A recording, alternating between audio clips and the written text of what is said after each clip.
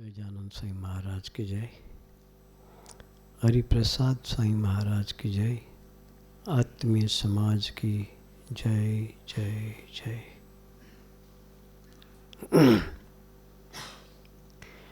आज पहली बार अमृतसर की धरती पर आने का मौका मिला है।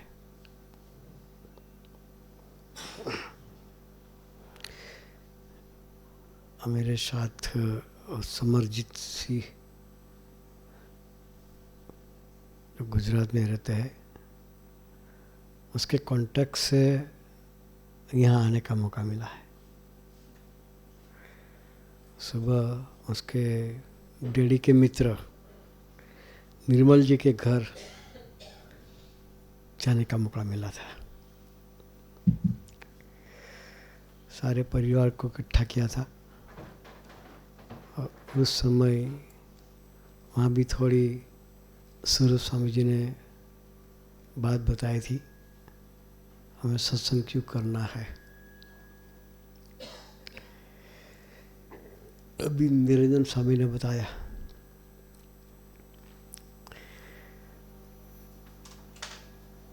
हमको सुखी करने के लिए भगवान धरती पर लेके आते हैं, हमें सुखी होना है।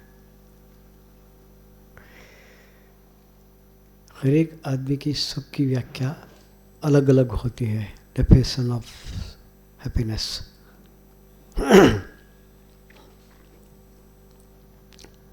छोटा बच्चा होता है, उसको कैंडी दे दिया, कुकीज दे दिया तो खुश हो जाएगा। उसमें उसको सुख मान के बैठा है। भगवान स्वामीनारायण के समय की बात करता हूँ।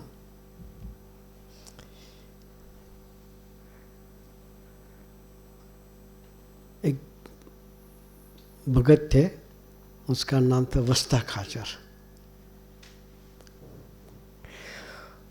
भगवान स्वामी के अनन्य शिष्य थे। एक दिन आम का समय था, केरी की सीजन। बोले केरी में समझते आम का फल। केरी की सीजन थी और कई भक्तों लोग आम का टोकरी लेके भगवान स्वामी को अर्पण कर रहे थे।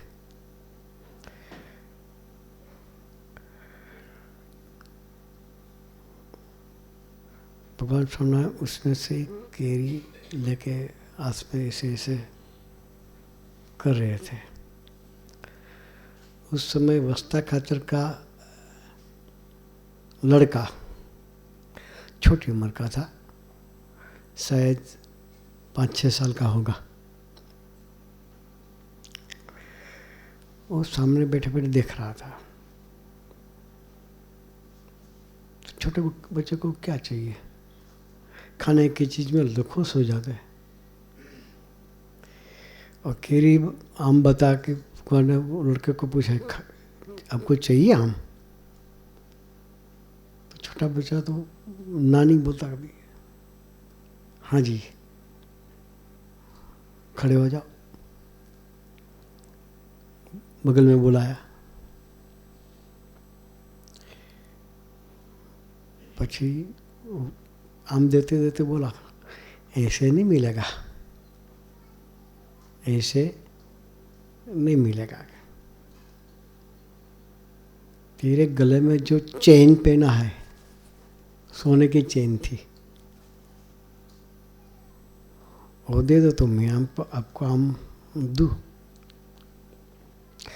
लड़को तो इसकी कीमत नहीं है सोने की चेन की, कि इससे कितनी आम आती है।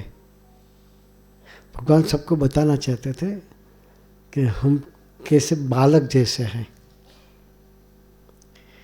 तो बालक ने तो अपने गले से निकाल के भगवान को दे दिया और भगवान ने उसको आम दे दिया।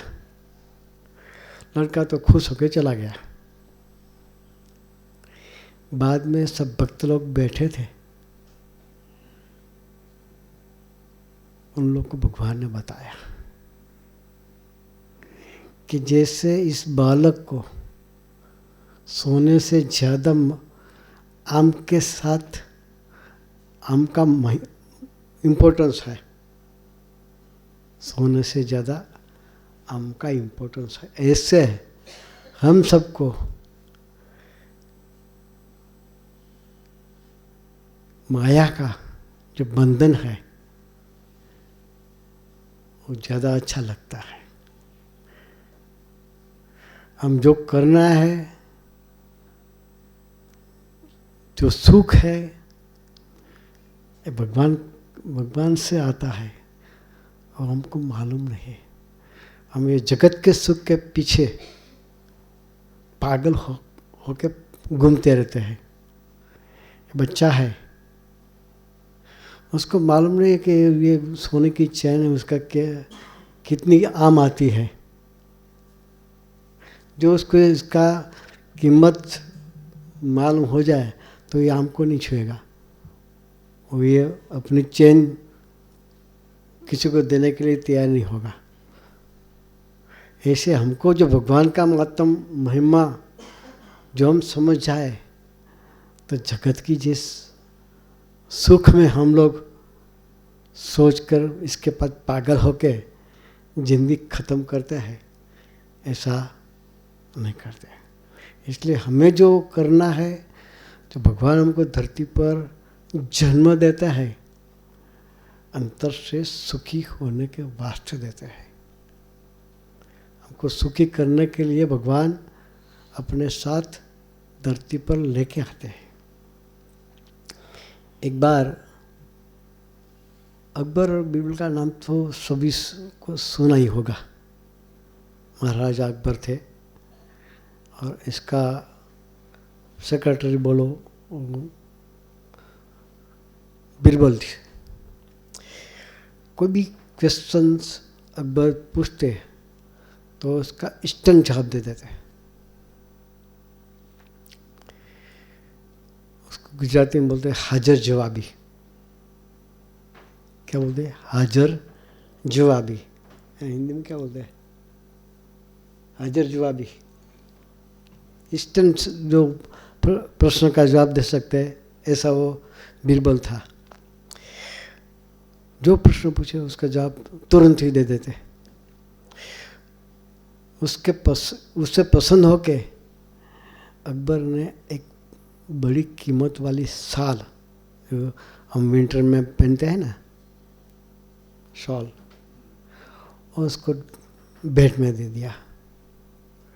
उस समय में और लाख रुपए की साल होगी, इतनी महंगी साल उसको गिफ्ट में। राजा महाराजा है, उसमें तो कोई भी चीज़ की कीमत तो नहीं होती है, पूरा रात भी गिफ्ट कर देते। उन्होंने अच्छी साल गिफ्ट किया और जब सर्दी की सीज़न होती तो वो पहन के निकलते थे। एक दिन राजा ने पूछा कि सब लोग कहते हैं कि मनुष्य का देह दुर्लभ है, हम नहीं मानते।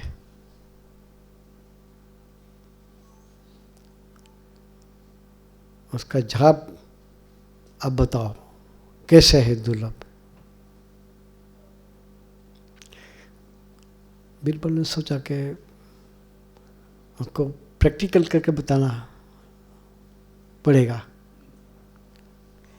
इसलिए उन्होंने कहा कि आज नहीं, मैं कल आपको जवाब दूंगा। ऐसे तो तुरंत ही जवाब देने वाला था, उसको एक दिन की मुद्दत की जरूरत नहीं थी। क्या बताया? मैं कल जवाब दूंगा। नो प्रॉब्लम, कल बोलना। गर्मी की सीजन थी, हम लोग स्वेटर में जर्सी सब पहनते हैं। धूप के दिनों में, तड़के गर्मी के दिनों में कभी नहीं पहनते हैं। तो उस अवसर पे वो शाल पहन के आया दूसरे दिन।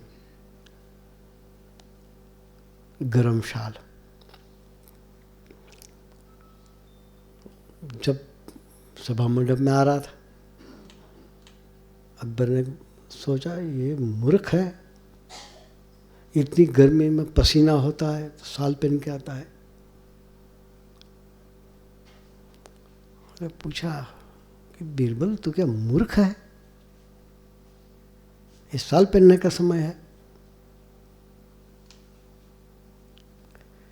बीरबल कुछ बोला नहीं, और उसका जो आसन लगाया था वहाँ जाके बैठ गया। और थोड़ी दिन टाइम के बाद वो छींक है ना, ऐसा छींक आया तो हम छींके थे, हमारे पास जो रुमाल से लूझते हैं पोंछते हैं, तो उन्होंने जो शाल दिया था राजा ने, उससे नाक पूछा। क्या किया? जो गरम शाल दिया था राजा ने, उससे नाक को पोंछा। तो राजा तो गर्म हो गए, ये शाल नाक पोंछने के लिए नहीं दिया है। क्या कहते हैं? ये शाल जो आपको दिया है, ये सर्दी के दिनों में ठंडी न लगे इसलिए शाल दिया है, नाक पोंछने के लिए नहीं। आपको कीमत नहीं है क्या? तब बीरबल कहते हैं, राजा जी आपका प्रश्न का उत्तर यही है। प्रश्न पूछा था ना कि मनुष्य देह दुर्लभ है, कैसे दुर्लभ है? तो क्या बताया कि राजा जी आपके प्रश्न का उत्तर यही है। राजा की इसमें क्या उत्तर, कुछ समझ में तो आता नहीं है, साल से नाक पोंछने में क्या उत्तर? बात बीरबल ने बताया कि आपने ये साल दिया है, आपको इसकी कीमत खबर है, इसलिए आप गर्म हो गए। ऐसे इस मनुष्य देह हमको जिसने दिया है वो भगवान है। अपने आप मनुष्य देह नहीं मिलता हो, अपने आप अपनी सोच से मनुष्य देह नहीं मिलता है, भगवान की कृपा से मिलता है। बीरबल ने बताया कि ये मनुष्य देह भगवान की कृपा से मिला है, इसकी कीमत भगवान को है। जैसे ये साल की कीमत आपको है, ऐसे मनुष्य देह की कीमत भगवान को है। ऐसे हम फालतू समय के बाद फालतू कामकाज में उसको व्यर्थ यूज़ करके जिंदगी पूरी कर देते हैं, इसे क्या मतलब है? इसलिए बोलते हैं कि मनुष्य देह दुर्लभ है, इसका उपयोग अपने कल्याण के लिए करना है। किसके लिए करना है? अपनी आत्मा के कल्याण के वास्ते मनुष्य देह का उपयोग करना है। संसार में संसार का काम तो करना ही है। संसार का काम संसार में आए तो करना है, वो करते करते भी हमें भगवान के साथ संबंध बढ़ाना है। हमारे गुरुजी स्वामी जी महाराज एक बात बताते थे। महाराजा अम्बरीश थे, सालों की युगों के पहले की बात है, सालों की नहीं। अम्बरीश राजा बहुत वो राजा थे, बड़ा दरबार था, बड़ा राज्य था। राजकार पर भी संभालने का होता है, कितनी ज़्यादा जिम्मेदारी होती है उसकी। फिर भी वो दिन में 5 घंटा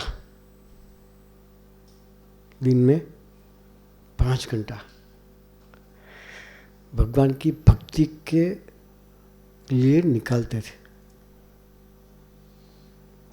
सुबह में भगवान के लिए जो माला बनाते हैं ना, फूल की माला, बगीचे में गार्डन में जाके अपने आप फूल चुन के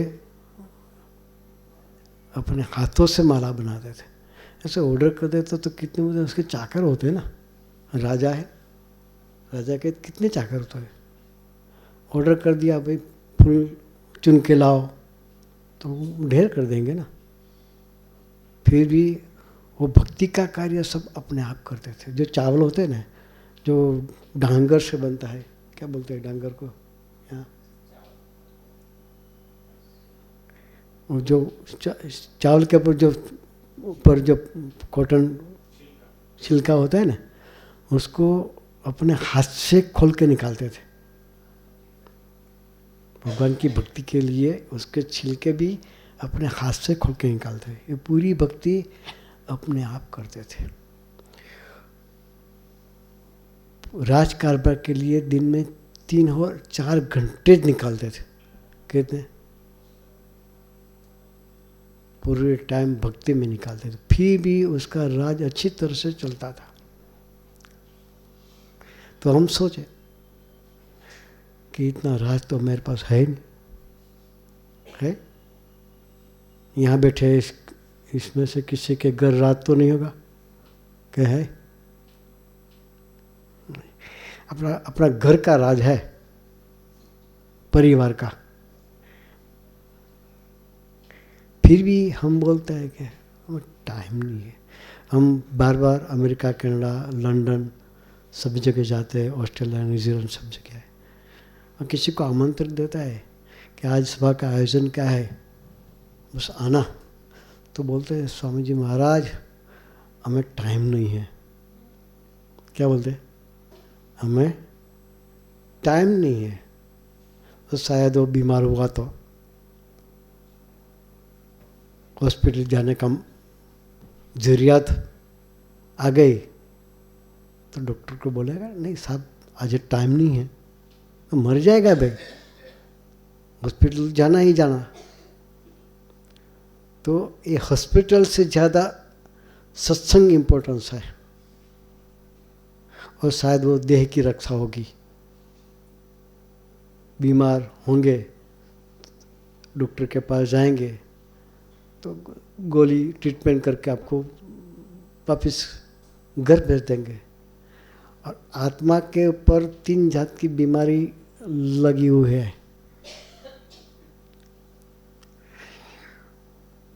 वो बीमारी को कौन टालेंगे? और तन की, मन की, और जो निरंजन स्वामी ने बताया धन की, और चौथी बीमारी है आत्मा की।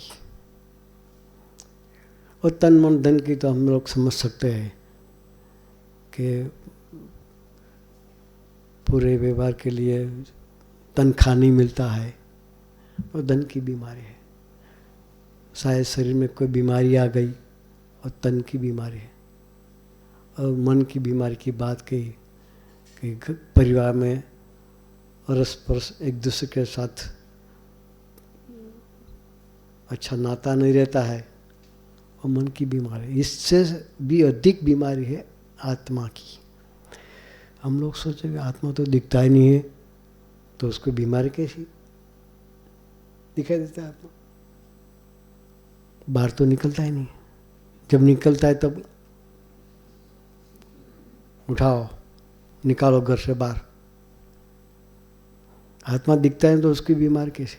तो हमारे स्वामी जी महाराज एक बात बताते थे, आत्मा को भी बीमारी है, वो है जन्म और मरण। क्या है? आज अमृतसर में जन्म लिया है, इसके बाद मरने के बाद कहाँ प्रभु भेज देंगे मालूम नहीं, वापस अमृतसर में आएंगे या नहीं। कोई कह सकते हैं कि हम अब अमृतसर में वापस आएंगे? नहीं। तो हमें लास्ट बर्थ करना है। क्या करना है इसके लिए? लास्ट बर्थ के लिए क्या करना है? इसके लिए ऐसा सत्संग करना है, संतों के साथ मैत्री बढ़ाना है।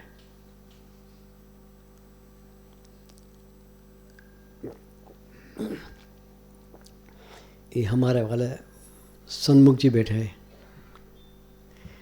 ऐसे तो लुधियाना के है, बल्कि रहता है कनाडा में, वैनकूवर। वहाँ पे रहते हुए भी संतों के साथ उसको बहुत लगाव है।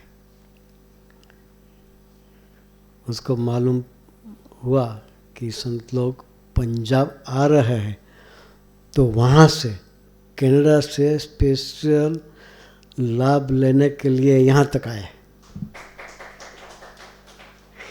ये भाई साहब हमारा अविनाश जी है, जो तीसरी लाइन में आपकी पीछे बैठे हुए हैं।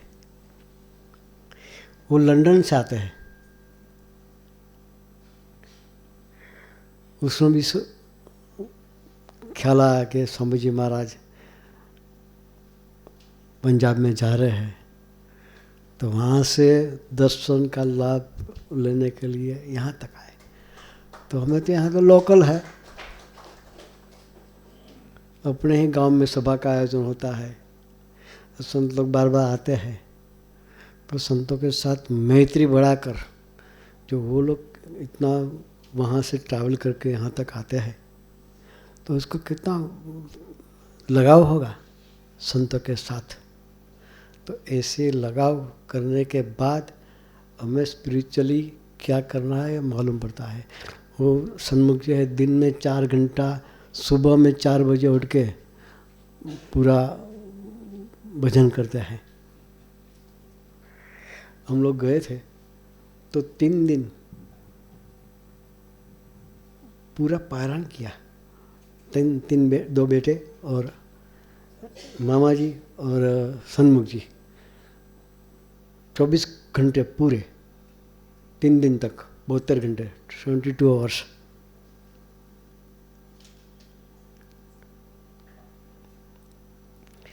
तो वो भी भजन करते हैं वहाँ बैठे बैठे भी, वैनकूवर में बैठे बैठे। स्वामी जी महाराज उसके घर 3 दिन ठहरते थे। उसका लगाव स्वामी जी महाराज के साथ ऐसा था। तो हमें भी ऐसी प्रीत संत के साथ करना है, और मेरी यात्रा है और अंतिम यात्रा करना है।